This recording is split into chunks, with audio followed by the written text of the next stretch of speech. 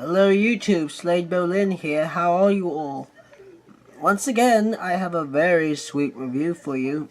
Of course, you might have noticed my backdrop this time is of course of Jabba's palace. That is because I have a very sweet figure for you all today. Today, I have the official Star Wars The Black Series 6-inch Boba Fett figure. Now, I am extremely happy I purchased this figure, because I love Boba Fett. He is my favorite character on Star Wars in terms of bounty hunters, next to Han Solo. No, actually, Han Solo isn't a bounty hunter. I already have Django. I did a review for him previously, you probably have already seen, but I wanted to get Boba to complete the Fett family, and overall it is amazing. Getting into the overall terms on the box, you have the standard Star Wars The Black Series, which is it's kind of in a reflective material. Nice material for the box. You have on the side. You have a nice little token or medallion featuring Boba Fett's face. Nice viewing of the figure. And below you have his name, Boba Fett. Of course, this figure is number 6 in the original Star Wars The Black Series figure line. Nice detailing on all of his little accessories, as you can clearly see in the packaging. Turning over the box. Take that off. Turning over the box. You have a nice, lovely another Star Wars logo with the official 6 Boba Fett figure, number 6. Now, of course, I can, if you want to pause the video, you can read that. I'll bring it on the other side too, if you want to read that. And below has a nice shadow image of Boba Fett, as well as a Darth Vader on the corner here, and Lando Calrissian. Of course, down here you have all your typical figure stuff made by Hasbro. Check them out. Of course, I cannot wait to get this figure out of the packaging and begin the official review, because Boba Fett is my favorite character, so stick around. And here we have Boba Fett out of the box, and I must say this figure is beautiful in terms of how he is designed. He takes his look from the many Star Wars films you've seen him in. As I said, I'm going to try and do this video pretty quickly because I'm losing the sunlight, which is my primary source of lighting at the moment. Now, getting into overall the figure's detail, I really love the detail they have on here. I love his insignia on his chest plates, as well as the various types of dents and dings on his armor. I love the Bound for Skull insignia on his shoulder. He has a nice little detailing on his sleeve. Now, of course, getting into the back, I love the little soft goods cape they gave him. It feels sort of like cloth, like stiff cloth. The hair, nice detailing on his little patch where he put his jetpack on. Get into that as well. Nice detailing on his arm gauntlets and bracelets. His legs, in terms of the sculpt, are good, and his boots. As well as I love the braided Wookiee hair they gave him too, which is exactly what it is, braided Wookiee hair, as I've read about. Getting to the overall figure's articulation, he of course has standard Black Series articulation. He does have his head, swivel head. His head does go up and down. His arms do go out and in. They're on a nice they're on a ratchet joint, so they will stay where they are. Now these arms are different for him. I don't know if it's for all, but his arms do go forward and back. They do bend at the elbow on another nice little ratchet joint. You can probably hear it. Yeah, you can hear it. His arms do swivel at the gauntlets, and they do swivel at the hands. As well as the hands tend to go up and down.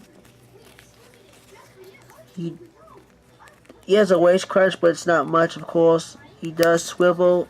Also in the ratchet joint, you can probably hear it. There's on the ratchet joint. Actually, excuse me. Actually, I think that this belt is in a separate piece. Let me see. Yep, his belt is a molded on separate piece. So I suppose his legs, his arm up there, his legs do go out and in relatively well. Of course, they go forward and back. They do swivel at the actual leg. He does have a double joint knee. So he can bend a double joint knee, bend that back. And his feet, he does have. That's a heavy ratchet joint for his feet, but feet just does do a pivot up and down relatively well, as it does have a ankle swivel. Overall, this figure has a standard type of articulation, which I think is a very good idea. Also, he is hard to stand for some reason. Like, he is top heavy, I suppose. I'm afraid when I put the jetpack on, he's gonna start falling off. But of course, with his of course his accessories. He does have his little bounty hunter blaster rifle, as you see him holding on to in the movie. Nice detailing on the blaster rifle.